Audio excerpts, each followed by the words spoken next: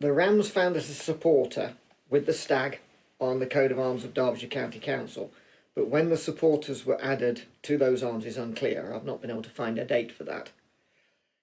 The ram features as a crest on the arms of the town of Chesterfield, and the significance is obviously the historical importance of the wool trade, but this may also serve to illustrate a rather amusing town versus county rivalry. We illustrate this potential rivalry by discussing the Mummers play, or the Ode Tup.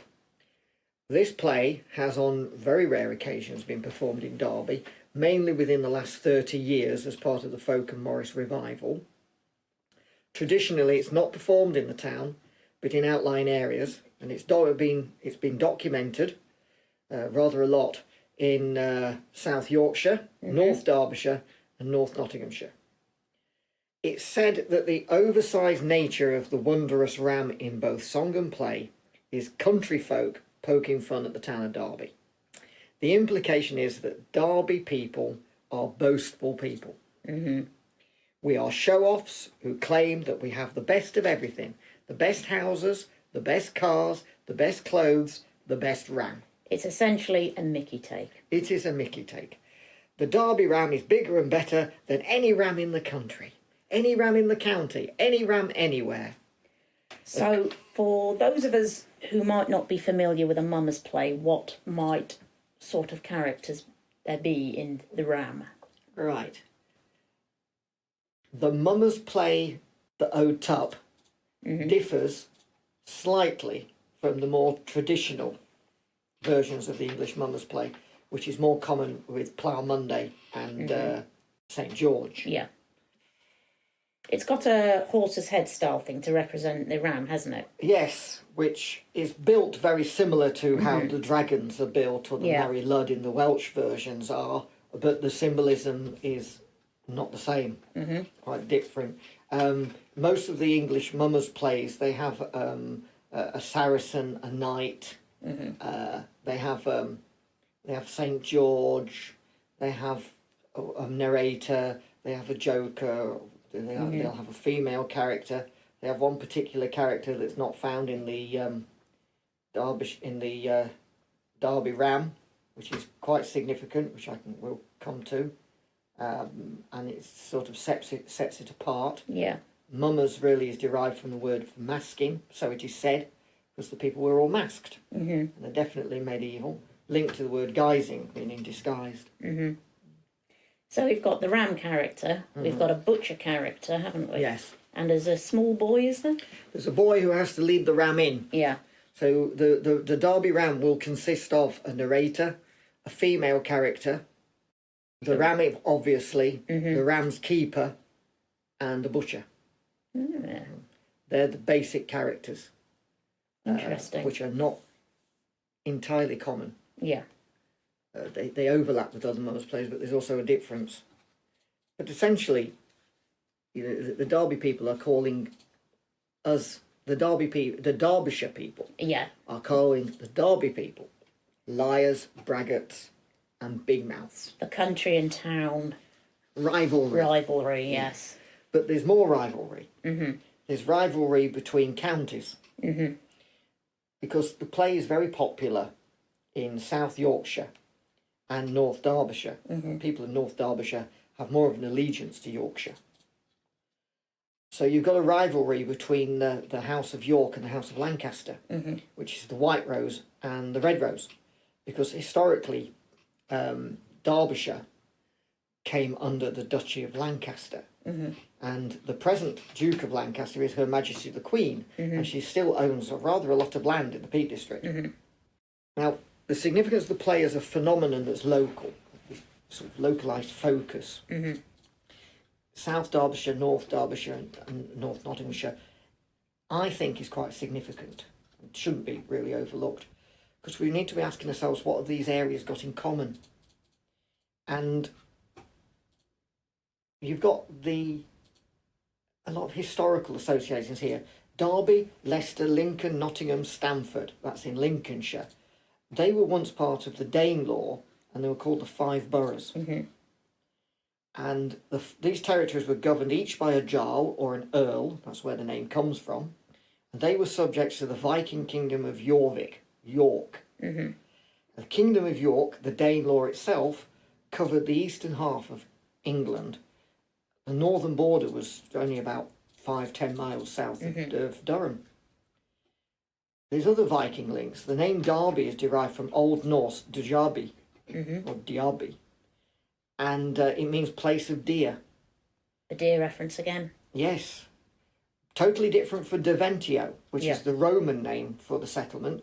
That's Romano-British, meaning Oak Valley Stream, which is the River Derwent. And the fact that Derby and Derwent both share the same 3 letters in modern English, that's coincidence, just a spelling coincidence. Derventio, der, Welsh word for oak, may be derived, may be the origin for the word druid. Yeah. So there's a lot of really interesting bits in here. Now, going back to the Mummers play, I am asking, is the Ode Tup of Danish or Scandinavian origin? Right? Because, you see, it follows, as I say, the basic traditional Mummers model, which is of medieval date. You've got a basic formula and a list of characters, all very similar to St. George and the Ploughmundy capering. The range of peculiar characters, the dialogue that rarely changes, very puzzling. But then there's some differences, a bit like the tune and the versions. There's so many different ones. Tup, for a start, is Middle English, meaning ram, and is early medieval origin, if not older. It's used as a slang word for butting and for sex, as in Othello by William Shakespeare. You've got quite a bit in there about playing the tup. I'm sure there's a thing called a tupping block, which they used to stick on rams to see which female sheep they'd been round. Yes, that's the one filled with paint. Yeah. So they can see which one has been serviced. Yeah. So to play the tup means to... Yes. It's unlikely to have any other special significance. It's a country word that's still in use, and it's found in place names. There's a village called Tupton, not far from Chesterfield. So the play has a narrator, a mother figure, usually played by a male. You find that a lot in Mummers plays. There's the ram's keeper, the little boy with the pail, and the butcher. There's no devil. The devil's common in a lot of Mummers plays. There's no Saracen or Moorish knight, and there's no dragons. But then you've got a character that is found in others, but it crops up in some, and we can come back. Now, you can't discuss the Old Tup without mentioning a very, very famous name called Sidney Oldall Addy, because he wrote a book in 1895, and I've got a copy of it here with Household Tales, yes. Household Tales with other traditional remains collected in the counties of York, Derby and Nottingham. It's a brilliant piece of folkloric documentation. It's a big, big source for anyone studying folklore in the Danelaw. Now, 2 passages are quoted, which I want to read to you. They're very important. He even cites Jewett, who we've already mentioned. So, here we go. Amongst the earliest recollections of my childhood is the performance of the Derby Ram, or, as we used to call it, the Old Tup. With the eye of memory, I can see a number of young men standing one winter's evening in the deep porch of an old country house and singing the ballad of the Old Tup. In the midst of the company was a young man with a sheepskin, horns and all, on his back and standing on all fours. What it all meant I could not make out, and the thing that most impressed me was the roar of the voices in the vault-like porch. The sheep and the men were evidently too harmless to frighten my child, any child, and a play in which the only act was the pretended slaughter of an old tup was not in itself attractive. After quoting a few lines of the song, which we have already done, from his own childhood memory, Addy continues with this passage. Then the ballad went on to tell how and for what purpose people begged for his bones, eyes, teeth, hide, etc. But I cannot remember more of it. However, in a version printed by Jewett, 1867, they begged for his horns to make milking pails and for his eyes to make footballs. and a tanner begs for his hide, which is big enough to cover all of Sinfin Moor. Here we have a ballad describing the slaughter of a being of monstrous size and the uses which his body was put. Now, when I first read the Edda and came to the passage which tells how the sons of Bor slew the giant Ymir, and how, when he fell, so much blood ran out of his wounds that all the race of frost giants was drowned, I said to myself, why, that's the old Tup. And when I read further on and found how they made the sea from his blood, the earth from his flesh, the rocks from his teeth, the heaven from his skull, it seemed to me that I'd guessed rightly. The old Tup was the giant Ymir, and the mummers of my childhood were acting the drama of creation. I wish I could write like that. It's so evocative. Now, it's mentioning the Eddas. For those of us who might not know what the Eddas are, They are a corpus of Scandinavian mythology. Okay. Which is basically saying they're the equivalent of the Old Testament, but Norwegian mythology.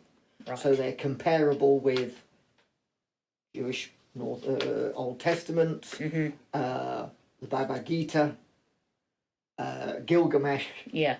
They're part of that universal creation myth. Yeah. Whole symbols and full of lore.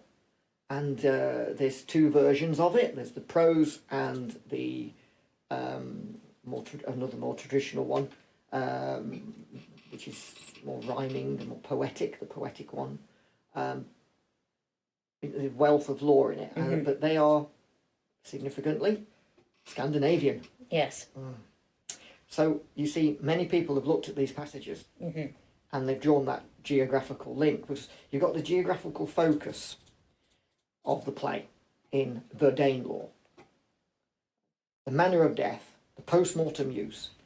So there's a lot of people who are of opinion that we now have a Scandinavian origin. And I agree. There's just one slight problem here. I can't prove it. Naturally. Because this is where it's getting harder and harder to really pin it down. So in the play, the ram's killed. So that could be a sacrificial killing. At the end of the play, when it's performed, the rams may stand up and join in the entertainment. There's some dancing, there's some singing. In all bar one version, the ram is always dead. It stays dead. In one rare version, collected by the singer, folklorist and the author Nigel Pennick, there's this one extra character that's found in all the other mummers' plays, like St. George and the Ploughmundy. But he's only found in one version of them, of the Derby Tup. It's a bit of a strange one. It's the Doctor. The Doctor, he comes in and he resurrects the ram. Just like he does St. George when he's fighting the Saracen. He gives him a magic potion. He resurrects the the ram. That's not found in most versions. No. But just one little unique version. Now, a resurrecting ram. That's interesting. So if we take away the ram, how about if we replace him with his cousin, the buck goat, which is not that far-fetched in symbolism. No. Got curly horns. Yeah. Then we could have a reference to goats that draw a magic chariot for the Scandinavian god Thor. And this is, in my opinion, the key. Because this is where we have to make a little jump across the North Sea. The Lord Thor has a chariot. He's drawn by two goats.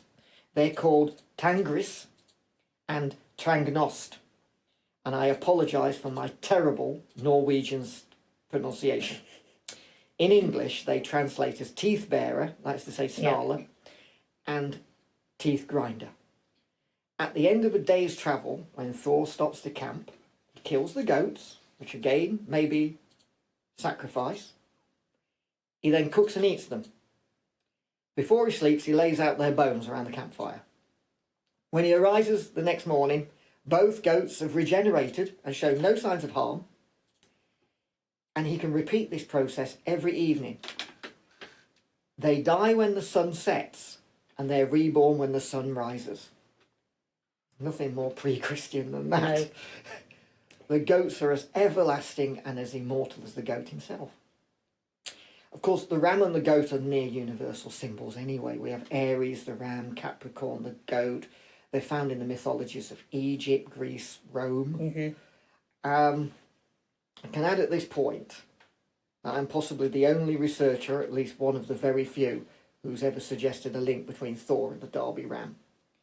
It's very much an untrodden area. Yeah. And as a researcher, I'm sticking my neck out quite a long way. Now, there is in all, or at least the majority of documented versions of play, a reference of a character that never appears.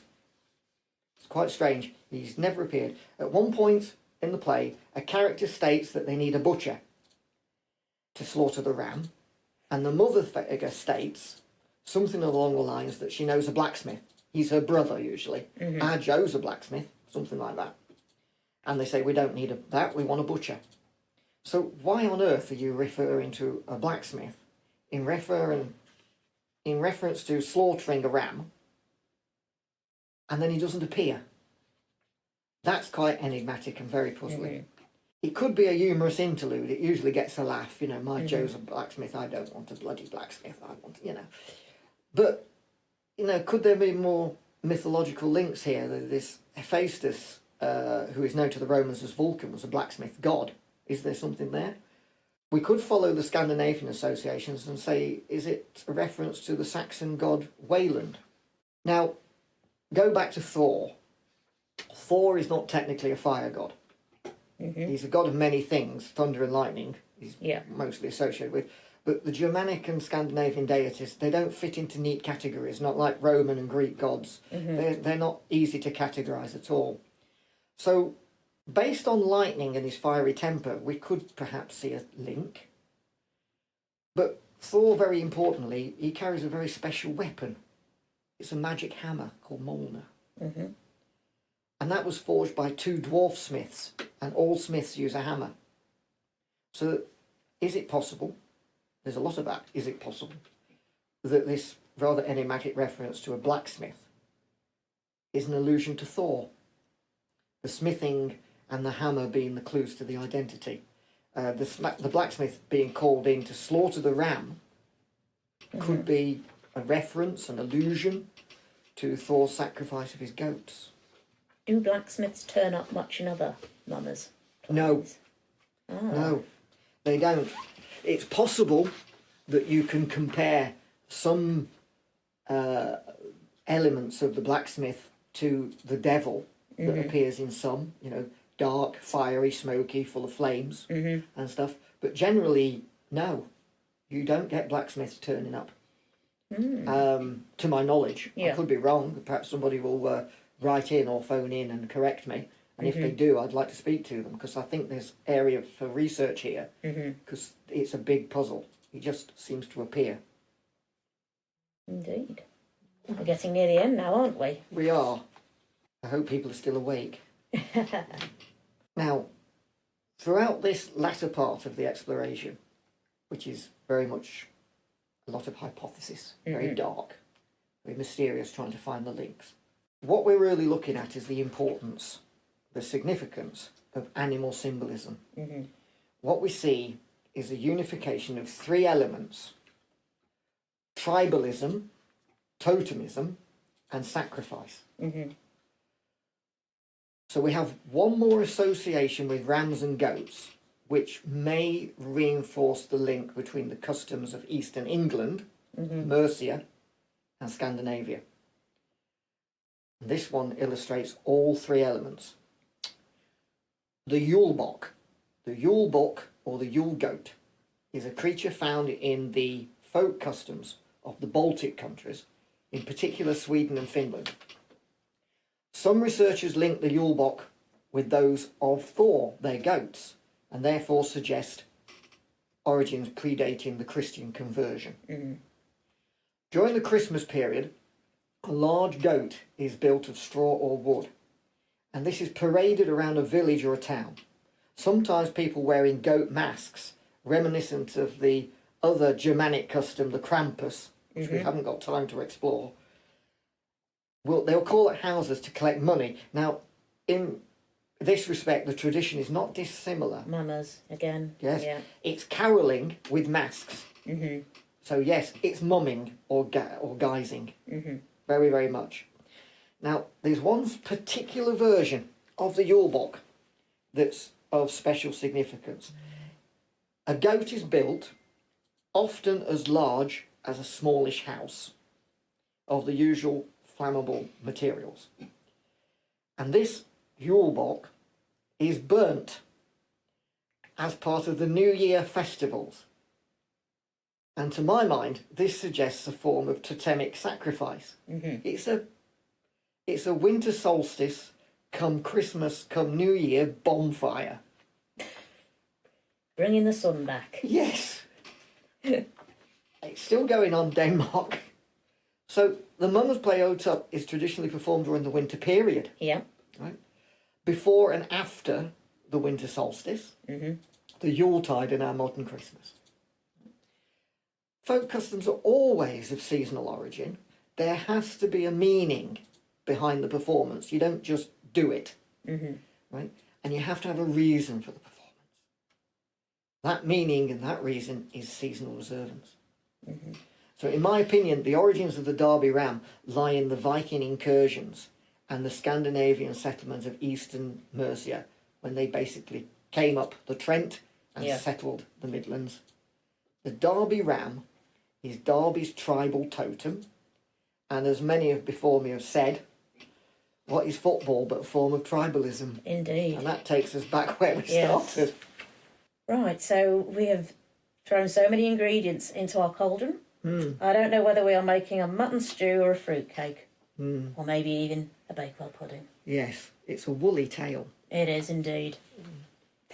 Was that And all right? if anybody else feels that they might have information that would help Daniel's research, please do get in contact. I would love to hear from people. Thank you very much. Thank you Thank for you. speaking to me.